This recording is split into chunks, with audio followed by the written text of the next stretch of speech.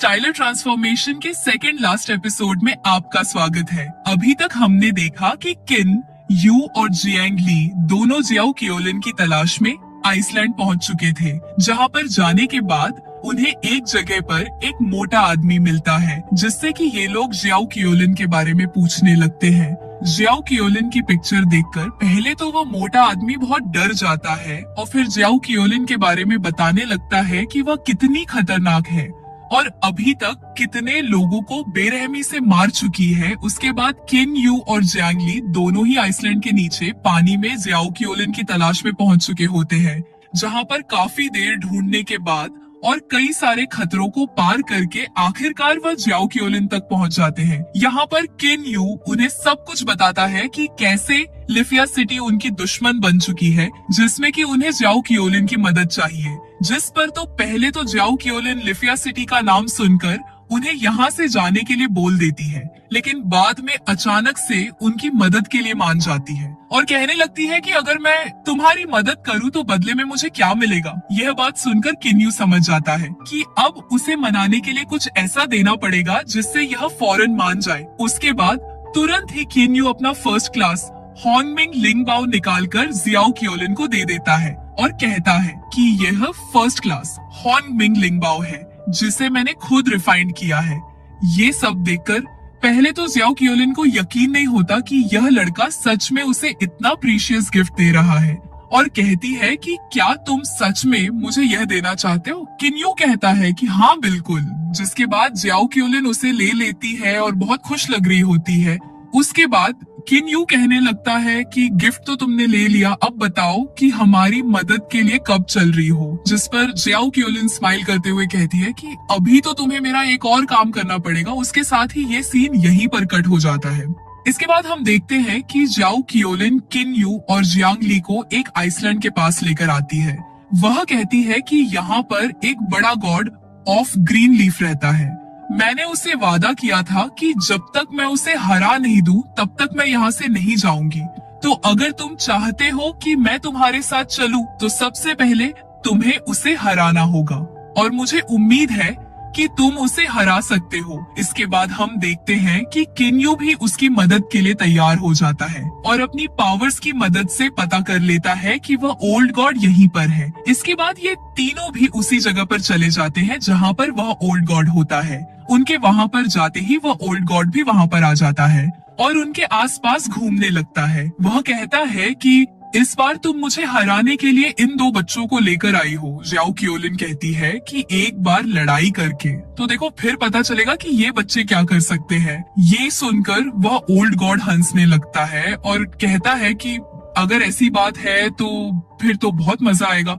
इसके बाद हम देखते हैं कि वह ओल्ड गॉड पानी से बहुत बड़ी बड़ी ग्रीन रूट्स को निकालता है और किन्यू पर हमला करने जाता है, लेकिन हम देखते हैं कि किन्यू अपने एक ही वॉर से उन सभी रूट्स को खत्म कर देता है। इसके साथ ही हम देखते हैं कि यहाँ पर धुआं धुआं हो जाता है और तभी वह ओल्ड गॉड ऑफ लीफ भी यहाँ पर अपने असली रूप में आ जाता है और किन यू को लड़ाई करने के लिए बुलाने लगता है। यहाँ पर जियांग ली किन यू से कहती है कि यह तो वही गॉड ऑफ ग्रीन लीफ है जो कई हजार सालों से यहाँ पर छुपा हुआ है और किन यू को संभल कर रहने के लिए कहती है। ये सब देखकर वह गॉड कहने लगता है कि अगर तुम्हारी बातें खत्म हो गई हो तो यहाँ आकर लड़ाई भी कर लो, और वैसे भी मेरे पास ज्यादा फालतू समय नहीं है क्योंकि मैं बहुत व्यस्त आदमी हूँ। ये कहते साथ ही हम देखते हैं कि वह ओल्ड गॉड किन्यू पर एक बार फिर अपनी रूट से हमला करके उसे चारों तरफ से घेर लेता है, लेकिन हम देखते हैं कि किन्यू भी अपनी पावर का इस्तेमाल करते हुए उसकी रूट्स को फ्रीज करके उन्हें एक ही बार में टुकड़ों में तोड़ देता है। ये सब देखकर वह ओल्ड गॉड भी कहने लगता है कि मैंने तुम्हें बच्चा समझकर लगता है कि गलती कर ली, अब मुझे तुम्हें अपनी असली पावर दिखानी पड़ेगी। जिस पर किन्यू भी कहता है कि अगर ऐसी बात है तो फिर तुम अपनी पूरी ताकत लगा सकते हो मुझे हराने के लिए, मैं भी देखता हूँ कि तुम कितने ताकतवर हो। इसके बाद हम देखते हैं कि वह ओल्ड गॉड किन्यू पर अब अपने खतरनाक कांटों वाली रूट से हमला करना शुरू कर देता है। इसके बाद किन्यू उसकी रूट्स को पकड़ लेता है तो उस रूट्स के कांटे उखड़कर किन्यू की तरफ हमला कर देते हैं। किन्यू भी अपने ट्रेजर को मल्टीपल करके उन सभी कांटों को खत्म कर देता है और फिर एक ही बार में उसकी रूट्स को काट कर उसके ऊपर हमला करना स्टार्ट कर देता है। और फिर एंड में हम देखते हैं कि किन यू बहुत ही समझदारी से उस ओल्ड गॉड को अपने ट्रेजर से घेर लेता है, जिसके बाद हम देखते हैं कि वह ओल्ड गॉड भी हार मान लेता है और कहता है कि मुझे नहीं मारो, मैं हार मानता हूँ। ये सब कुछ जियांग ली और ज्याओ क्योलिन भी देख रहे होते हैं और ज्याओ क्योलिन यहाँ पर सरप्राइज होती है कि किन यू ने सच में उस ओल्ड गॉड को हरा दिया है। इसके बाद हम देखते हैं कि वह ओल्ड गॉड कहने लगता है कि तुम देखते तो बच्चे हो लेकिन बहुत खतरनाक हो। तुमने जिन रूट्स को ब्रेक किया है उनको ब्रेक करना कोई मामूली बात नहीं थी, लेकिन तुमने अपने उस ट्रेजर की मदद से बड़ी आसानी से उन्हें ब्रेक कर दिया। इसके बाद किन यू रिस्पेक्टफुली कहने लगता है कि मैं यहाँ से आपको हराने के लिए आया था क्योंकि मुझे ज्याओ क्योलिन को अपने साथ लेकर जाना था। जिसके बाद वह ओल्ड गॉड कहता है कि मुझे तुम अच्छे लड़के लगते हो। इसके बाद वह ज्याओ क्योलिन से कहने लगता है कि ये मत सोचना कि तुमने मुझे हरा दिया क्योंकि तुम अभी भी मुझे नहीं हरा सकती। जिस पर ज्याओ क्योलिन भी कहती है कि अगली बार मेरे से लड़ाई करके देख लेना, पता चल जाएगा कि अब मैं कितनी ताकतवर हो चुकी हूँ। वह ओल्ड गॉड कहता है कि हाँ मुझे पता है कि थोड़ी देर पहले किन यू ने तुम्हें अपना बहुत ही पावर ट्रेजर दिया है, इसीलिए ज्यादा हवा में मत उड़ो। ये बात सुनते ही ज्याओ क्योलिन सोचने लगती है कि अरे उसे कैसे पता चला कि किन यू ने मुझे फर्स्ट क्लास हॉर्नबिल लिंग पाव दिया है। वह ओल्ड गॉड कहने लगता है कि मुझे सब कुछ पता है। साथ ही साथ वह ये भी कहता है कि इस वर्ल्ड में मुझसे भी पावरफुल बहुत लोग हैं। और फिर वह बताने लगता है कि एक बार मैं ब्लड ऑफ सी में गया था जहाँ पर कि मुझ पर एक अनजान ने हमला किया और वह इतना खतरनाक था कि मैं एक ही झटके से हार्ड मारकर वापस आ गया। किन यू कहता है कि जरूर वहाँ पर कोई मास्टर होगा जिसने आप पर हमला किया होगा। ओल्ड गॉड कहता है कि तुम वहाँ पर जाने की गलती मत करना क्योंकि मैंने बहुत कोशिश की मगर हर बार मैं फेल हो गया।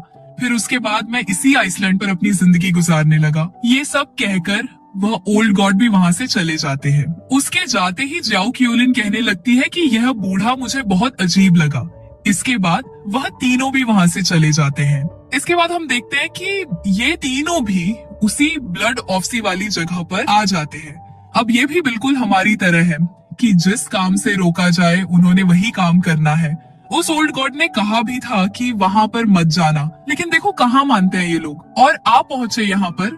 जैसे ही ये लोग यहाँ पर आते हैं तो यहाँ पर उन्हें एक लड़की की डरावनी आवाजें सुनाई देती है। इसके साथ ही हमें बहुत ही खतरनाक टॉर्नेडो देखने के लिए मिलता है, जिसे देखकर इन सभी को भी पता चल जाता है कि यहाँ पर खतरा है और फौरन से ही यहाँ से चले जाते हैं और ज्याओ क्योलिन को लेकर अपने वर्ल्ड वापस आ जाते हैं। और वापस आते ही उसी लेडी के बारे में बातें करने लगते हैं जिसकी आवाजें उन्होंने ब्लड ऑफ सी में सुनी थी।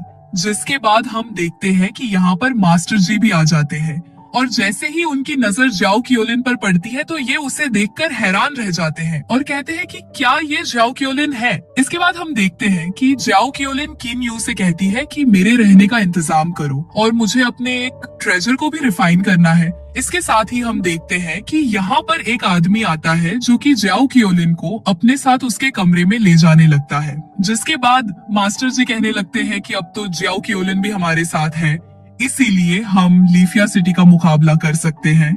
इसके बाद किन यू कहता है कि हमने सब प्लानिंग कर रखी है और कहता है कि अब मैं अपनी एक अलग सिटी बनाऊंगा, वह भी अपने बच्चे के इस दुनिया में आने से पहले। इसके अगले सीन में ही हम देखते हैं कि किन यू अब यहाँ पर बैठा हुआ कल्टीवेट कर रहा होता है।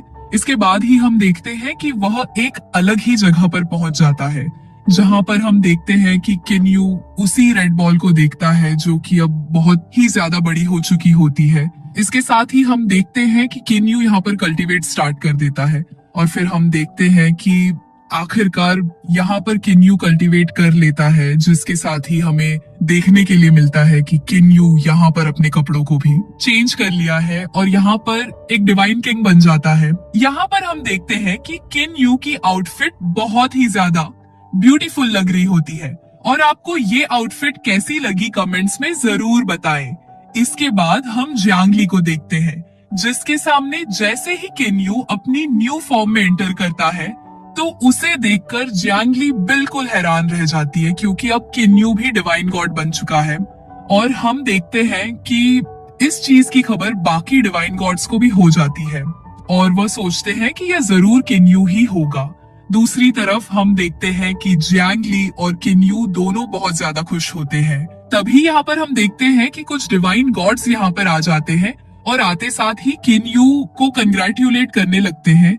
इसके बाद हम देखते हैं कि एक डिवाइन गॉड कहने लगती है कि अब तो तुम दोनों ही डिवाइन गॉड बन चुके हो, तो इसीलिए अब अनहोली एम्प्रेस से डरने की कोई जरूरत नहीं।